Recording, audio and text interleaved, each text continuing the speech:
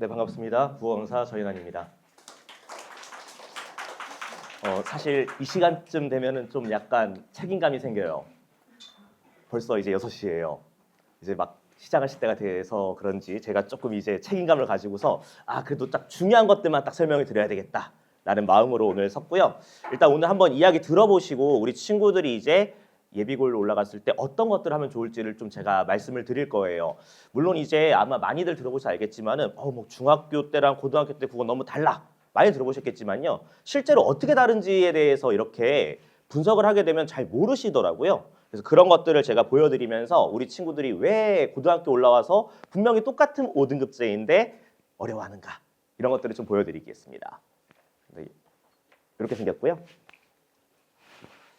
자, 이제 제가 좀 몇 가지를 말씀드리자면 사실 요즘에는 수포자라고 하는 말은 거의 쓰지 않는데요. 오히려 이제 국포자가 이제 많이 생기고 있고 이번에 이제 수능 끝나고 나서 영포자까지 생기고 있는 상황이라서 지금 심각한데요. 사실 국어는요, 이게 제일 핵심인 것 같아요. 왜 친구들이 어려워하냐면 바로 여기에서 시작을 합니다.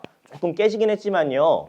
요거를 좀 잘 봐두시면 좋을 거고요. 아마 제 안내문에도 이게 들어가 있습니다. 지금 제가 여기에 넣는 10가지의 단어는요. 우리 친구들이 고등학교 올라가게 돼서 만나게 된 단어들이에요. 과연 우리 친구들은 이 중에서 몇 개를 알고 있을지를 한번 측정해 보시면 됩니다. 사실 중학교 때랑 고등학교 때 아주 큰 차이점은 바로 이제 어휘의 차이라고 생각을 해요. 사실 우리 친구들이 요즘 같은 경우에는 딱 노출되어 있는 게 유튜브나 이런 것들 노출이 너무 많이 되어 있죠. 그러니까 쉬운 단어들 위주로만 노출이 되어 있고 또 심지어 중학교 교과서는요. 너무 쉬워요. 그래서 아마 우리 친구들이 내신 대비나 이런 것들 했을 때도 아마 웬만하면 한 번 보면 다 알 거라고 얘기는 할 거예요. 그리고서 이제 시험을 봤겠죠. 그리고서 이제 뭐 자습서 평가 문제 좀 풀고 나서 봤더니 뭐 A. 이제 그렇게 해서 올라오는 거예요. 근데 이제 고등학교 때부터는 바로 이제 한자 어휘가 늘어나기 시작한다라고 하는 게 포인트인 것 같습니다. 그래서 애들이 어려워하는 거예요. 사실 중학교 때, 고등학교 때 저는 큰 차이는 바로 얘라고 생각을 합니다. 어휘를 모르니까 애들이 글을 못 읽고 독해가 안 되고 문제를 못 푸는 거예요. 우리 친구들 비호하다 듣자마자 뭐라고 할 것 같으세요? 바로 비호감이에요. 끝났어요. 이 친구는 이미 끝났어요. 비호하다라고 하는 건 지켜주다, 의존하다 이런 뜻이에요. 이미 여기서부터 큰일 났어요. 노정하다. 아마 제가 봤을 때 학부모님도 어려워하실 것 같습니다. 이건 수능 단어고요. 이건 드러내다라고 하는 말이에요. 되게 어렵죠. 그리고요. 제가 이번에 내신하다가 아주 깜짝 놀란 건 바로 얘예요. 가정하다예요. 이번에 제가 이제 1학년들 내신을 쭉 하면서 이제 수업을 하고 있었는데 내용은 이거였어요. 선지가 이거였거든요. 가정된 진수를 활용해서 뭐 이런 내용이었어요. 친구가 손을 들고 질문하더라고요. 선생님, 가정이 혹시 뭐라고 얘기했을 것 같으세요? 우리 친구들이요. 가정하다. 홈이래요. 홈이래요. 하우스래요. 이걸 어떻게 이걸 이렇게 번역을 해요? 가정하다 이쁘잖아요. 근데 우리 친구들이 아예 그런 감이 없는 거예요. 근데 이런 것들을 딱히 중학교 때도 많이 본 적이 없대요. 그러니까 이제 어휘력이 점점 애들이 이제 떨어지다 보니까 이제 고등학교 올라왔을 때 똑같이 중학교 때랑 비슷한 텐션으로 공부를 하겠죠? 왜냐하면 중학교 때 그걸 공부해서도 하자가 없잖아요. 그리고서는 이제 애들이 힘들어하는 것이죠. 사실 이렇게 어휘를 모르게 되면 당연히 우리 친구들이 문장을 읽는 힘 자체가 떨어지거든요. 요거는 이제 평가원에서 이제 한번 나왔던 내용인데요. 기본적으로 이제 어휘력의 차이가 점점 생기게 되면 이제 점점 이게 커지게 되고 결과적으로 이걸 극복하기가 되게 어렵다라고 하는 게 기본적인 스탠스예요. 애들이 문장을 못 읽어요. 근데 기본적으로 고등학교 선지들은 기본적으로 보시면 알겠지만요. 중학교 때는 문제 하나 있으면 뭐 1번 선지가 보통 한 줄도 안 돼요. 근데 이제 고등학교 때부터 보통 2줄씩 들어가거든요. 그럼 애들이 이제 제대로 못 읽겠죠. 발췌독을 한다고 보통 표현하는데 발췌독을 하니까 이제 답이 항상 몇 개 남다고 주장을 하냐면 2개 남다 주장을 해요. 그리고 그때부터 뭐 할까요? 확률과 통계를 하죠. 어떤 것을 고를까요? 알아맞혀 보세요. 우리 어렸을 때 한번 생각해 보세요. 우리 찍었을 때 보통 어떻게 찍었어요? 25문제가 있어요. 그럼 선생님이 5 이렇게 해서 답을 만들지 않을까 해서 애들이 찍죠. 근데 내 답이 완전 보장이 있어요? 아니잖아요. 그러니까 애들이 아마 그런 것들 때문에 점점 더 어려워지는 것 같고요. 이렇다 보니까 또 이제 여기서 하나 더 문제가 생기게 되는 게 바로 이겁니다. 배경 지식이 없어요. 우리 친구들이 과연 중학교 때 이런 작품들을 읽어봤을까요? 진달래꽃은 그나마 알겠네요. 라고 하지만 몰라요. 몰라요, 우리 친구들. 참고로 지금 제가 여기 오른쪽에 5개는요. 중학교 필독 독서 안에 다 들어가 있는 내용이에요. 우리 친구도 독서 하나요? 챗GPT가 다 도와주고 있죠. 요즘 과제할 때 다 챗GPT 돌린다면서요, 우리 친구들. 큰일 나요. 없는 내용을 만들어내거든요, 걔네들은요. 그리고 우리 친구들이 기본적으로 여기 있는 단어들 같은 경우들도 원래 중학교 때 다 책에 나오는 내용들이거든요. 근데 생각보다 친구들이 사군자라고 하면 애들이 잘 몰라요. 4명의 군자 뭐 이래요. 매나국죽을 모른다는 거죠.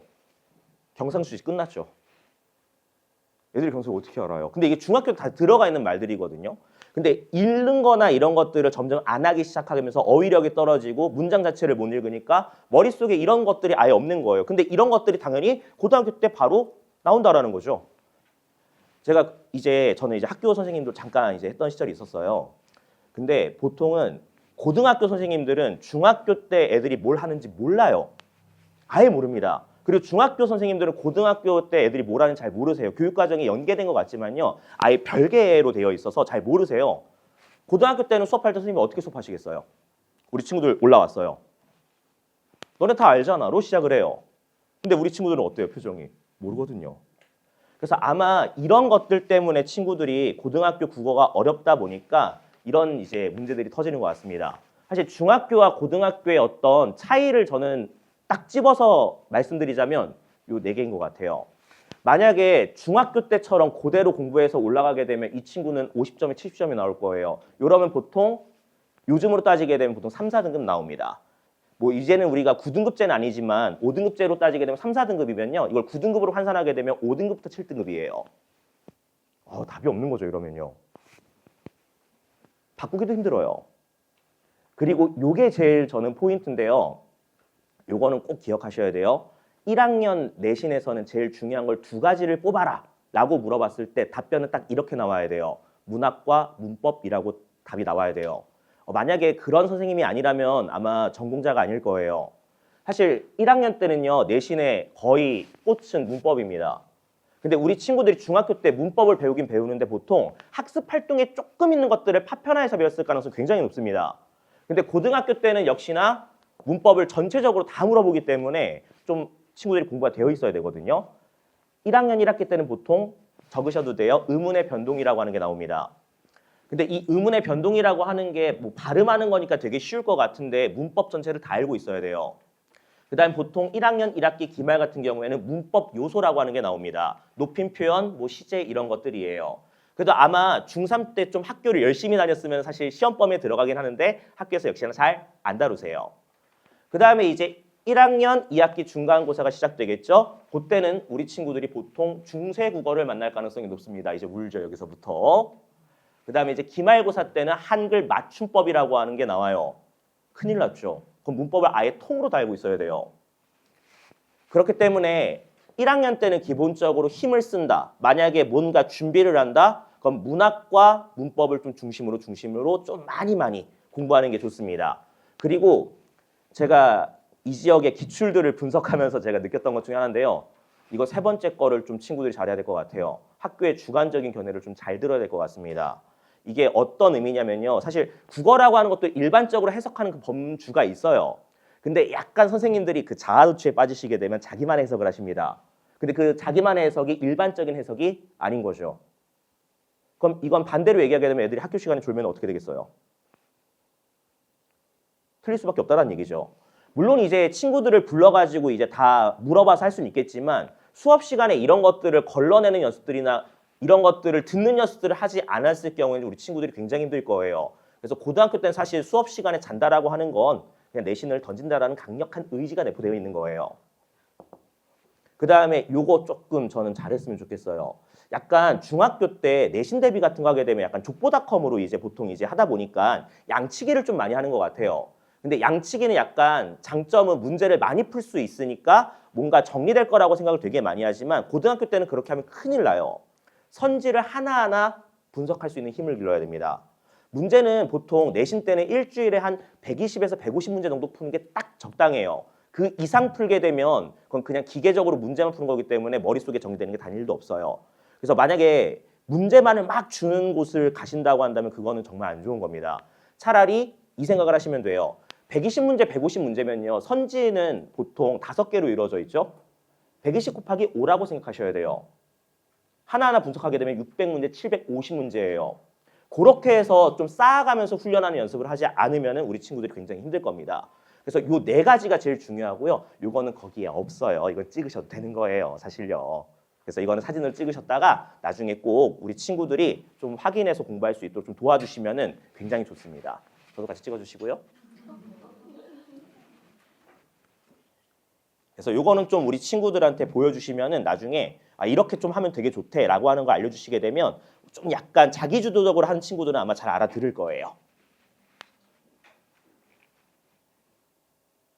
자, 이제 제가 그렇다면 겨울방학 때 어떤 것들을 우리 친구들한테 이제 알려줄지를 제가 간단하게 말씀드리면요.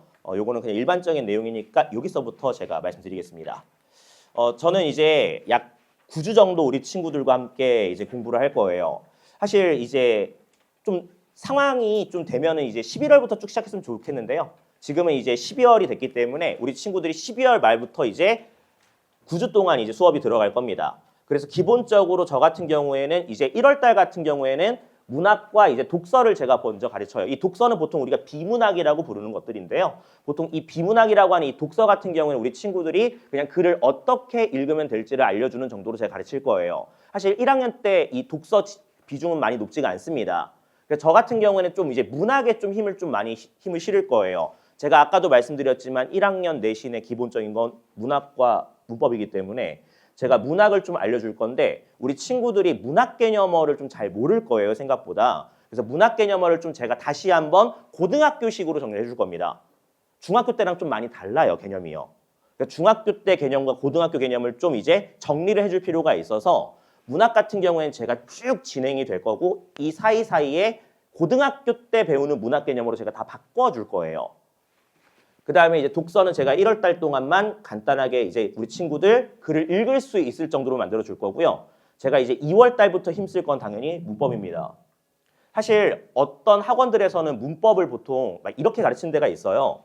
1시간씩 문학, 독서, 문법 이렇게 가르치는 학원들이 종종 있어요. 근데 이거는 생각보다 겉보기엔 되게 좋은데 사실 학습에는 큰 도움은 되지 않습니다. 제가 반대로 한번 질문해 보면 딱 될 것 같아요. 혹시 수학을 배우실 때 1시간은 공통 수학 배우고 1시간 대수 배우고 1시간은 미적 배우시나요? 안 그러시죠? 통으로 배우시죠? 사실 국어도 약간 그런 면들이 있는 건데 그냥 수박 겉핥기식으로 이렇게 하는 건 애들한테 도움이 되지 않습니다. 그래서 저는 2월 달부터는 우리 친구들한테 이제 문법을 알려줄 거예요. 왜냐하면 이때 문법을 하게 되면 3월 달에 딱 내신 들어갔을 때 덜 까먹어요. 미리 배우면 우리 친구들은 망각의 동물인지라 다 있습니다. 그래서 저는 이때부터 우리 친구들한테 문법을 좀 자세하게 알려줄 거예요. 저 문법 잘해요. 많이 잘해요. 그리고 우리 친구들이 기본적으로 매주마다 이제 교재와 주간지의 형태에 해당하는 내용을 바꾸서 매주마다 해야 될 것들을 다 정해줄 겁니다. 그래서 저는 데일리로 일단 기본적으로 구성이 될 거고요. 우리 친구들이 무조건 이 지역에서 있으면 풀어야 될 것들을 제가 다 엄선해서 넣어놨습니다. 그 다음에 고난도 모의고사까지 넣어놨기 때문에 3월 합평까지 대비하는 것도 다 가능하게끔 세팅은 되어 있습니다. 교재는 이렇게 이제 되어 있어요. 그래서 우리 친구들이 고등학교 때 배우는 문학 개념어들을 제가 좀 정리를 해줄 거고요. 그 다음에 이런 것들을 적용할 수 있는 문제들 바로 다 들어가 있고요. 그 다음에 제가 조금 이제 자신 있게 이제 말씀드릴 수 있는 것들은 이제 이런 문학 개념 판단 어떻게 할 것인가. 저는 이런 것들을 좀 잘 알려주는 편이에요. 사실 국어를 감의 영역이라고 하시는 분들이 있는데 시험을 감으로 보나요? 시험은 논리를 측정하는 시험이기 때문에 감을 측정하는 시험은 아니에요. 그래서 저는 우리 친구들한테 감으로 풀게 하는 걸 전 별로 안 좋아하기 때문에 그리고 제가 지양합니다. 안 좋아해요. 우리 친구들한테 해당 문학 개념어가 어떻게 하면 적용될 수 있는 조건들을 제가 다 자세히 기술되어 있고요. 그다음 우리 친구들의 어휘를 위해서. 그래서 어휘는 테스트도 제가 봅니다. 기본적으로. 약간 영어처럼 이제 영어처럼요. 국어도 어휘를 테스트를 봐야 돼요. 그래서 어휘 같은 것들도 제가 다 넣어놨기 때문에 나름대로 이 책이 9주 동안 나갈 건데요. 그 9주에 해당한 책들을 좀 잘 모아두시게 되면요. 우리 친구들이 고등학교 올라갔을 때 써먹을 수 있는 게 많을 겁니다. 그래서 일단 제가 2타임 정도 이제 말씀드릴 수 있겠는데요. 일단 오픈반 12월 30일 수요일 날 있고요. 그 다음에 배제고반 이렇게 구성이 되어 있습니다. 그 다음에 클리닉이 있는데요. 클리닉 때는 우리 친구들 보내주시게 되면 제가 수업 때 배웠던 것들을 좀 적용할 수 있는 것들을 제가 이제 문제로 주고서 제가 직접 지도할 예정입니다. 이때는 조교들도 올 수 있겠지만 웬만하면 제가 다 지도를 할 거예요.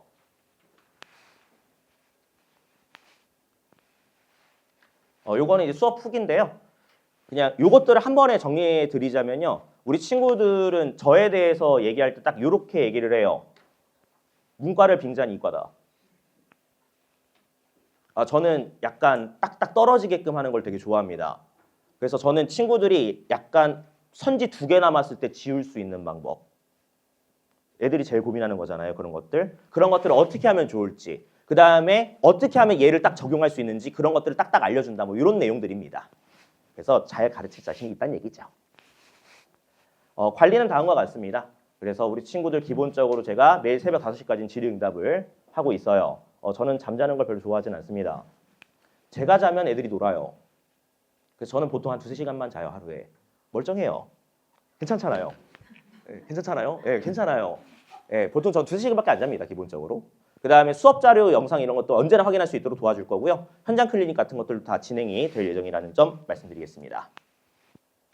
그래서 이렇게 영상 같은 거 다 촬영해서 우리 친구들이 언제든지 볼 수 있도록 해줄 거고요. 제가 수업 때 좀 도움이 될 만한 것들은 기본적으로 추가적인 영상을 찍어 친구들한테 다 주고 있습니다.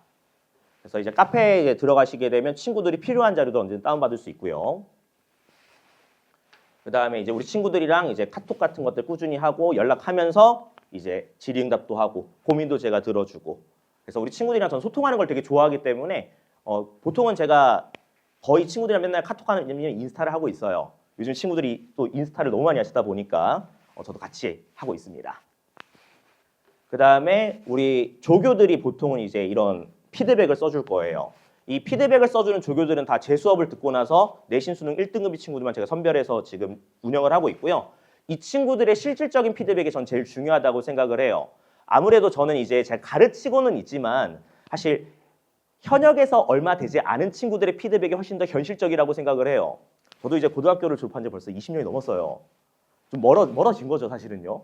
그러니까 이제 우리 친구들의 조교들이 주는 이 피드백이 진짜 실질적인 겁니다. 그래서 이런 것들을 매주마다 써서 우리 친구들한테 줄 거고요. 그 다음에 당연히 과제에 대한 피드백과 결과는 문자로 다 드릴 예정입니다.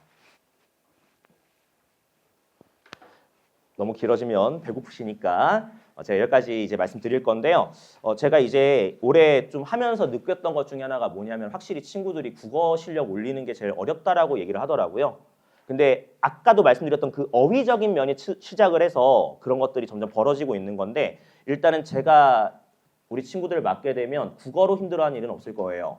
저는 기본 모토가 즐거운 국어로 되어 있거든요. 국어는 좀 재미있게 하게 되면 금방 흥미가 붙는 겁니다. 근데 우리 친구들이 그런 것들을 못 느꼈을 가능성이 높은데요. 그런 것들을 저를 통해서 한번 만들어 볼 수 있도록 노력하겠습니다. 지금까지 전인환이었고요. 궁금한 거 있으시면 언제든지 밖에서 기다리고 있겠습니다. 질문해 주세요. 감사합니다.